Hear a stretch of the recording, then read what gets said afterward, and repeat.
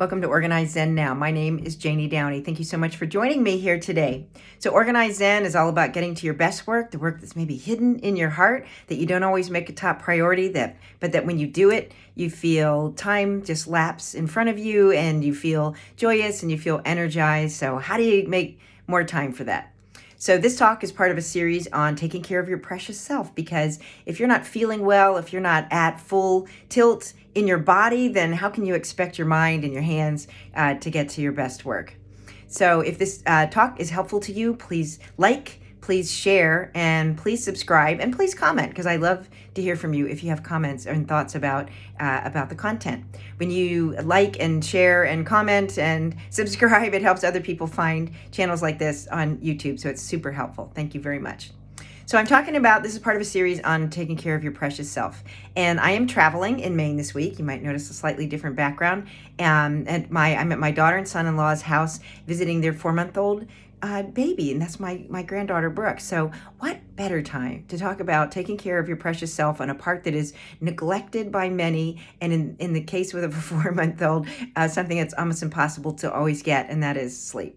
So sleep is a super important part. Food, exercise, meditation, quiet time are all important as well. But sleep, why I think this is so important is that there's some weird thing that we take pride in the fact of saying, oh, I got by on 4 hours of sleep. I got by on 5 hours of sleep.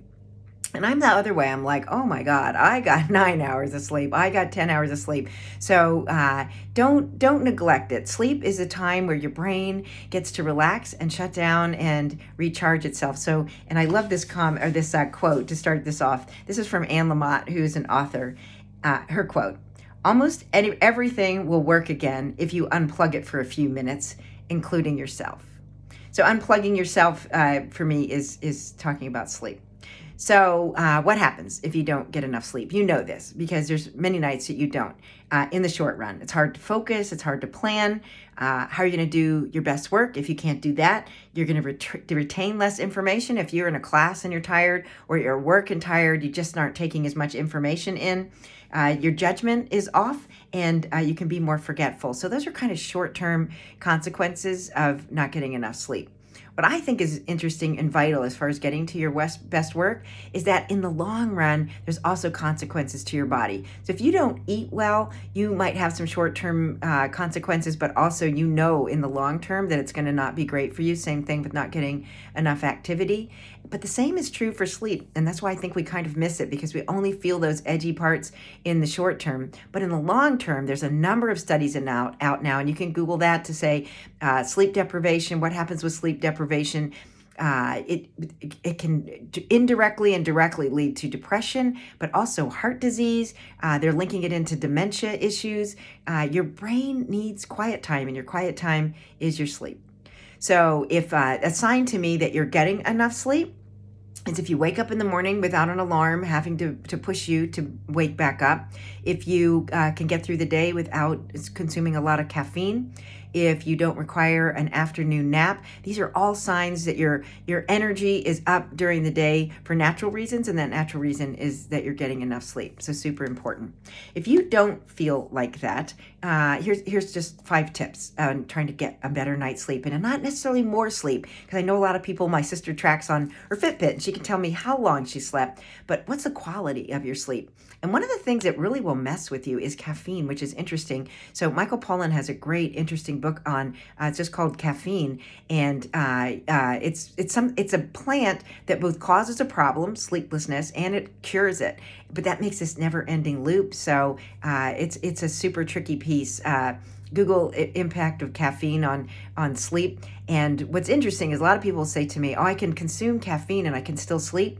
You might be able to sleep, but you don't sleep as well. If you read Michael Pollan's book or do look at any of the studies on this, it messes with the part of your brain where it's putting things into storage, and it's a big cleanup period. And caffeine is a bit of a block on that. So you might be asleep for what you feel is about the right normal amount of time for you, and wake up and still just feel like you're not all together, and then you have to have caffeine.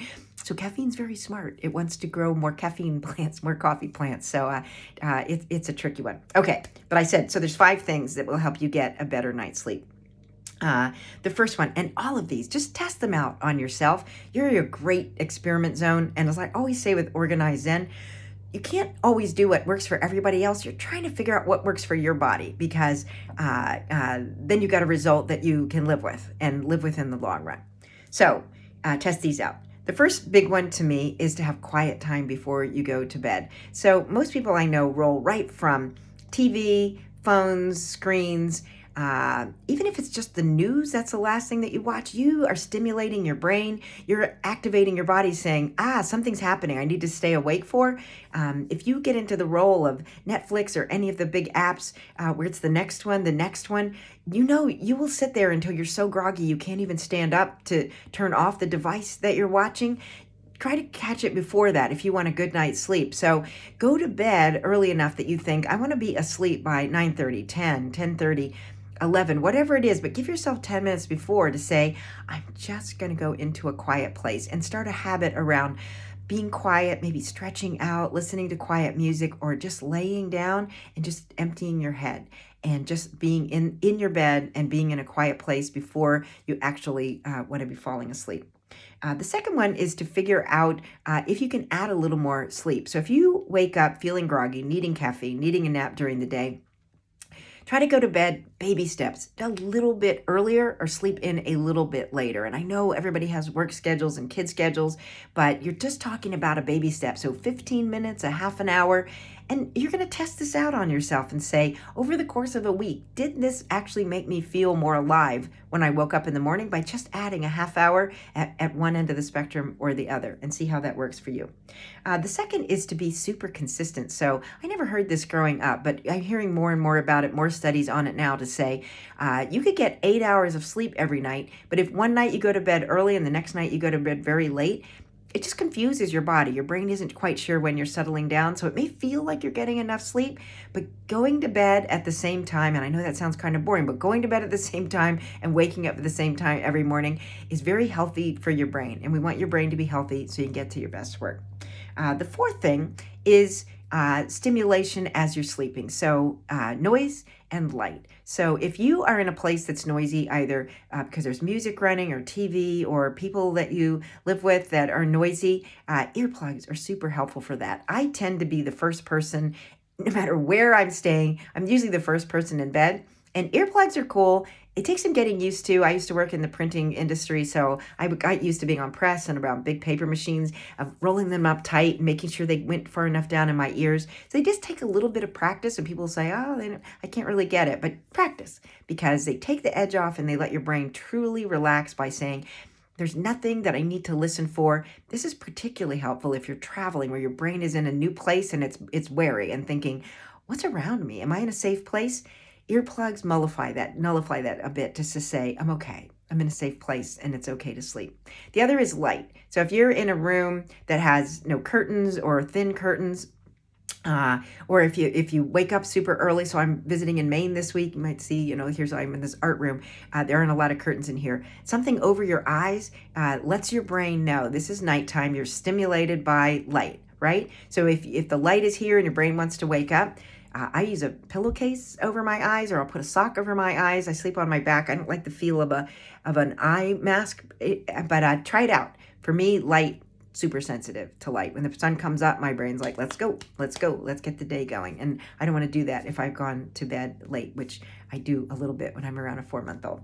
And then the last thing is to really invest in your sleeping place. So you have a place that you sleep. So look at that and say, do I love my pillow? Like, test out. You probably have different pillows at your house. I'm always surprised when people stay at my house and I give them pillows and they always say, oh yeah, that's fine. Because some are puffy, I could never sleep on, or hard or soft. So I am super pillow picky. I travel with my pillow because it works really well for me. And I always get a good night's sleep if I have this same kind of flat, puffy pillow. So invest in that. Are your sheets something that you're comfortable in? Or do you wake up too hot or too cold? If your body's having to use its senses through the night to say I'm too hot or too cold, you're not going into that really super relaxed sleep that leaves you energized when you get up in the morning, because your body's aware, like, I'm not quite right here. So that's 5 things to try. And then, I like to always have an activity. So the activity comes in a couple of parts today. So, two parts to this. One is I, like to work in a big art journal, but the second part I think you can do just as easily on the pad. So the first is on a piece of paper, whatever you decide to work on. But again, I always say put it in one place so you're not like, oh, I got notes everywhere. This is a Zen thing. I'm working in this place. This is where I put my notes that are important to me. You're going to list both your habits and your habitats. So your habits are stuff we've talked about here. What time did you go to bed? What time, this is for a typical week. Just say to yourself, what time do I usually go to bed? What time do I usually wake up? How much sleep do I usually get? Do I usually feel rested when I wake up? And then think about, what do you usually do right before you go to sleep? What do you eat and what do you drink right before you go to sleep? And again, you're trying not to stimulate your body. If you put a lot of food in, your body's trying to digest that food. It's not trying to relax and go to sleep. So what do you eat and drink before you go to bed? And then just what's your caffeine consumption during the day, whether that's tea, even decaf, but coffee. How much caffeine do you consume during the day? Because it can have that impact on your long-term sleep. So that's just sort of your brainstorm about that. That's a quiet 10 minutes. Just brainstorm. How am I as a sleeper? And then also brainstorm about your habitat.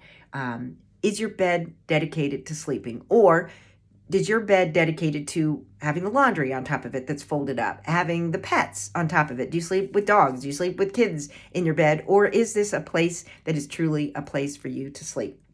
Well, the darkness, think about that, the temperature, the sound. What's your habitat when you go to bed? This is, again, just where you sleep. So you're just thinking that through, what kind of pillows you use.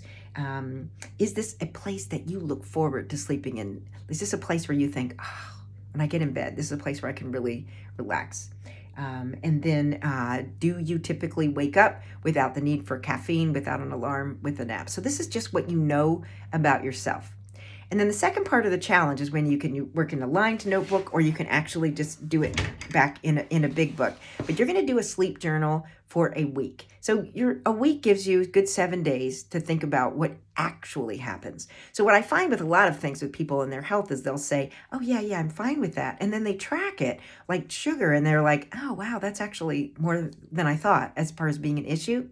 So you're going to track for a week all of those same things: when you go to bed, when you wake up, how you wake up, what you consume beforehand, and just track it for a week.